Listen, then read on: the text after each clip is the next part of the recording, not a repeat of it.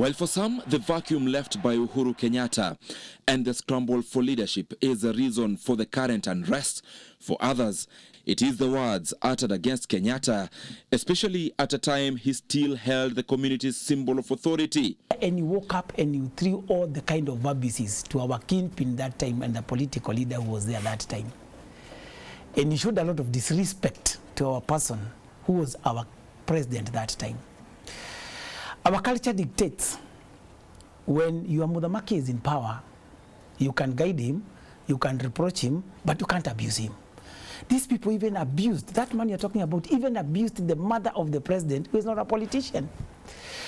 The other two guys you're talking about, Dede and Ishongwa, they were literally abusing the elders during the campaign, abusing elders because they have made a choice to support somebody. They were abusing the president. To me, anybody who cannot control his mouth, anybody who utters words that can bring disharmony and disunity and disrespect, anybody who uttered words behaved in such a way to bring disrespect and do dishonor to our community doesn't deserve to be a leader. It is God who makes leaders, and leaders are leaders irrespective of wherever they come from. And we only pray that they do a good job for the people. That is the real test of leadership. The Bible says that we shall know them by their fruits. And therefore, that should be the real measure. And a tree that has no fruits should be cut down. That should be the measure of leadership. Sana sana mimi sitaongea mambo ya mlima kwa sababu mlima imefinyiliwa kabisa. Kama mimi sasa tukiwa na nyinyi hapa, mimi ndiye chairman wa Gatondo Community Business Community. Na vile tumefinyiliwa hapa tumeona mambo ngumu sana. Kwa sababu hata kama ni kingpin ama ni nani, sisi tunataka mambo ikue salama, maisha ikue chini, maneno ikue sawa sawa. Sasa huyu Ruto anataka kuleta suluhisho ya kudumu. Kwa sababu anaanzia pale chini, anaenda akiinua. Ili hapo mwishowe tuone matunda. Na sisi tunasema hapa ati tumempatia miaka 2 tu na mtaona change. Ndio mimi naambia watu hawa tukisimama na yeye kwa miaka 2 tu tutaona change. Kwa sababu change ya kudumu ni lazima iazie pale chini. Sio iazie kule juu, lakini lazima iazie hapa chini ili tupate mambo ya kudumu. I want you to flash back a little bit. When Uhuru was the Supremo, did we have all these kind of wars and divisions? You know, you can't say that Rigathi is the Supremo when he's even unable to control his own senator, his own Nyeri senator. He cannot even be able to control young people like Dede. Because being a king, being the kingpin, being the Supremo leader, you are supposed to call your house to order. Has he been able to call his house to order? Has he? Have you ever heard him calling a meeting of the Mount Kenya leaders as if he is actually the fully recognized Supremo? Has he ever called one where we can come and sit down and discuss our problems? 1.5 years later, has he ever done that? He has called one for coffee, tea and milk. Yeah, that was coffee and tea and milk. What about the other issues of the business community and the problems among the business community and all that? Because coffee and tea is not the only problem we have.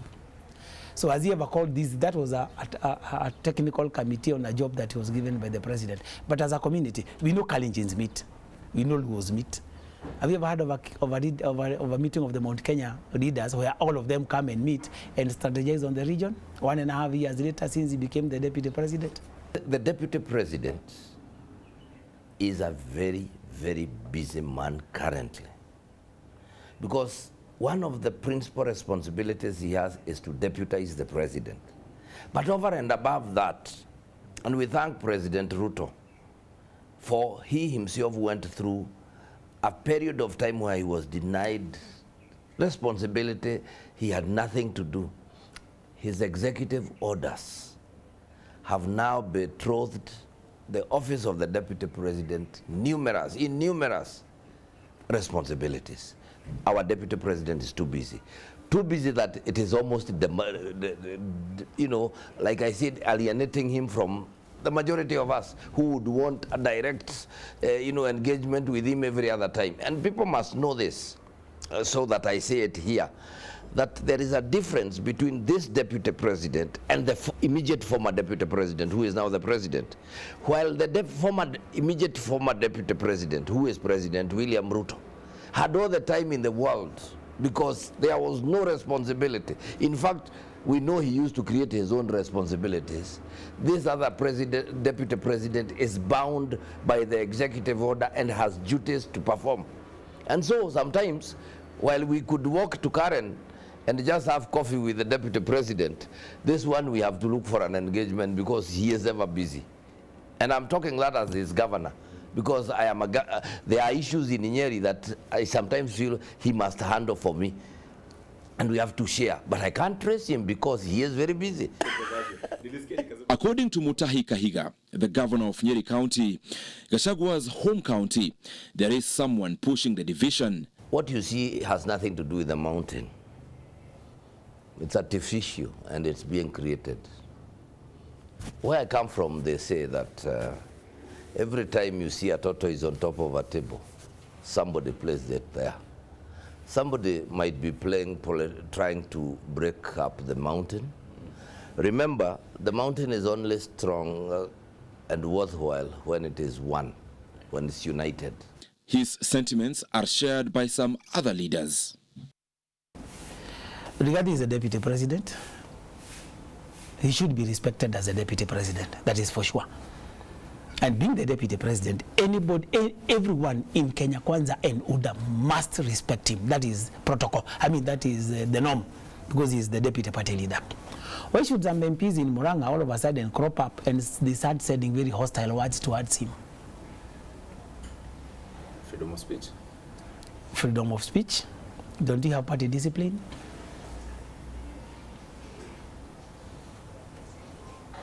So to me, somebody is engineering it to make sure that now, because they were united and they are seeing there can be a problem, they are trying to divide now the different sections of Agikuyu and the other sections of Agikuyu into one. And when you hear politicians denying, somebody comes and say, we are supporting Kidiki, we are supporting Dede, we are supporting, and then they deny. Never trust a politician. When they deny, they're actually confirming that what they are doing is what they are planning to do. Because normally, it's perception. Dede did not, all those people, Akina Nyoto and Akina Mureu, did not wake up one day and decide they are saying that Dede will be their presidential candidate, they want him to be the deputy president in 2020. Did Dede deny that? Because if regarding when Akina Wahome talked and Akina Governor Kahiga talked, he actually came out and abused them. Because the videos are there. Am I lying? He abused them. Actually, he said them, he told them primitive, I don't know. Then he said they are talking nonsense. Why didn't they come out and rebuke Akina Mureu? He came out to say he's in support of Ruto and Rigathi. No, did he rebuke them? You know the issue here, there's a difference between supporting and rebuking. There is a difference between rebuking and... Actually, even there is a difference between rebuking and denying. I can deny that I didn't say what you say, what you are talking now. But I can rebuke you and say, no, Karanja, what you said was nonsense. That one have rebuked you. But denying doesn't mean anything. Politicians, one of the nature of politicians is deny, deny, deny until the denial becomes the truth. That is our nature. So did he rebuke them? He didn't. You're saying so somebody is creating that discontent. Is that person William Ruto? And I believe it is State House. The same thing Moi did, I'm seeing it being done today. I'm seeing the same replication of the working formula. You speak, but the people who are speaking loudest are the ones that are being used to scatter Mount Kenya, to take away resources from Mount Kenya, to derail bills and motions that are favoring Mount Kenya, to punish people who are speaking for Mount Kenya, to threaten people who are speaking for Mount Kenya. The same script. The book that Moi read, somebody has read it very well. You know, there are many people with who contempt other people. I've heard the stories of if you see a tortoise on top of a table, then somebody must have put it on top of it, which is very contemptuous, because that means, those who say that, then mean that some of us do not have brains of our own, that we have to depend on brains of other people. And that is clearly where the problem at the mountain is. That some people think they are the only ones that can think for others. It is a conviction that I have. And so it's not a matter of somebody pushing me, it's a matter of pursuing a conviction. But that will be done, like I've said once and again, at the right time, God willing. And if, for the sake of argument, we believe the claim that State House was behind the rumbles in the mountain, then what could be the possible reasons? First, there are those who believe in the narrative that Rigiji forcefully wrestled for the number 2 position. Secondly, it is a belief that the second in command outsmarted his boss, President William Ruto, during the elections of members into the East Africa Legislative Assembly, IALA. At the time, Gachagua hosted a meeting of members of parliament from the region at his office and agreed to support their own preferred candidates, despite an earlier lineup that had been agreed at a Kenya Kwanza parliamentary group in State House. The establishment of the party be feeling that because we had a lineup, and the deputy president convened another meeting and they had their own lineup. And the other regions also convened their meetings. So we need to clip his wings, and this is why some people are sponsored. No, let me collect you. You know, when we met at State House, the president told us there is IALA elections, you are the voters, as a member of members of parliament, you propose your leaders. And people made the proposals, but that was not election. It was adopted. No, it was not adopted. People made proposals. This region made that proposal. That one made that proposal. And then after that, regions caucused. And they made now regional proposals. That region met, that other one met, that other one met. We also met, and we made our proposal. Yeah. So but the president didn't call us to really give us a lineup. He called us to put us together and start that discussion. Hiyo ilikuwa kuanzia mkutano ya siasa. Ni kweli. You can't force what happens? Yet there are those that generally feel that the discussion is not timely. It's a bit hastened to start thinking about the coming up or the leadership that will come up. I would try to understand why people from Murang'a feel like they are left out, because the position of the first president of Kenya, Mzee Jomo Kenyatta, became the MP for Kigumo constituency, given by Kariuki Wajiri then, where the Kiambu members of parliament refused to step down for him. But an MP from Kigumo, from Murang'a, gave up the position. And you would say, apart from the struggles we have seen people like Kenneth Matiba who have fought really for second liberation. And what happened with Kenneth Matiba is that when he was almost reaching at the point of becoming the president, Moi Kibaki from Nyeri came up, and then he was not able to clinch the position. If he would have added the votes for Moi Kibaki, the late Moi Kibaki, and also late Kenneth Matiba would have become the president. And so with the focus of then that Murang'a people feel they have supported Kiambu for the first time, they also supported the son, the former president Uhuru Muigai Kenyatta. So it gets to a level where they feel that the may also need to be supported. But you see, Kenya is not just made about 3 counties, Kiambu, Murang'a, and Nyeri. Though the Mount Kenya region, we have I'll say the voting bloc. We need first to focus on the unity and to make sure that our people are satisfied and that our people will come out and vote.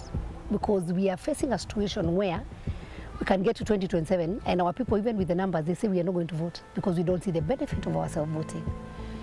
And since there is no vacuum, and since leadership is not forced, you cannot just wake up one day and say it must be, it must be. We are talking about 10 years to come. Or if you're talking about a deputy president position in 2027, we have a current sitting president whom by all means, if things go well, there's a possibility that he will be re-elected as for a second term. One, it will be his decision on the person who he will pick to be his deputy. If he'll have a reason to change, it will be about him to change, not people telling him to change. And you see, if you look at the president, the way he's doing his things now, going across the whole entire nation, and not just the mountain, he's focusing again on Western, he's going to Lower Nyanza. Even the areas where he didn't get the votes, it tells you he's also trying to eat into the areas where he didn't have support then. So Mount Kenya leaders should be focusing on how do we then make our voters happy. They should be calling meetings day in, day out to ask themselves, when it comes to budget allocation, how do we lobby, even in Parliament, because you know budget allocation is done in Parliament, to make sure that the projects that were started by the previous government are completed. We are 1 year and some few months in office. We have not worked for the people who elected us. We have just started, we have just laid the foundation. It would be unfair to the people of Kenya and to the people who elected us to start discussing who will be elected in 2027. I wish we are discussing how many dams we are going to construct in Mount Kenya, how many kilometers of roads we are going to construct in Mount Kenya, how many schools we are going to build, because that is the responsibility we were given by the people when we were elected. And the president told us to focus.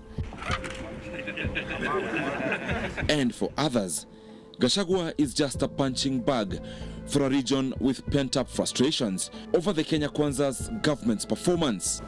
Remember, we gave close to about 47% of all Kenya Kwanza's votes presidential came from Mount Kenya. So the people of Mount Kenya expected to see the equal measure of resources, government appointment and opportunities, and projects, but that's not what has been going on in the recent past. In fact, on the contrary, instead of having so many people joining the government, we are having a lot of people being fired from the government.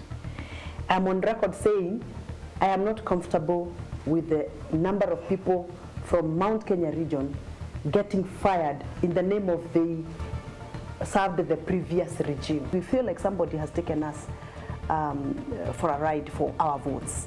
And therefore, people have started thinking, oh, maybe the person we sent into that government to fight for our interest is not doing the right job. That is why you see there's a lot of people saying now, I think so-and-so can do better than so-and-so. That is why you hear a lot of, you know, a lot of push and pull in terms of who should be deputized who. And as leaders, at some point, we will get, maybe none of us being re-elected back when people make up their minds. Things are tough. We must really be very, very careful not to politic more. We need to focus on the people and actually to sit down, actually hold forums, if it's a business community, because there's a lot of, you know, high and huge cry about how things are. I can only urge Mount Kenya to remain united, Kenya to unite, and to focus on Wanjiku. I think the real political kingpin is Wanjiku. And therefore, this mountain, as I sit here today, I want to throw caution to everybody. Anyone interested in destabilizing this mountain better know the truth, that we may seem like we will be broken, we will be divided, but we shall rally together when the time comes. Rest assured of that. You haven't answered my question. I have told you, that is all I can tell you, that anybody who thinks that they can destabilize the mountain now or going into the future, be very careful. Even Uhuru Kenyatta himself was not able to split this mountain, and you agree, he got very few votes, but the bulk of the mountain voted in a different direction. This is the same way. You know, we can speak different languages, but when our interests are at stake, we rally behind one another and we hold together. That is the message I have for this mountain.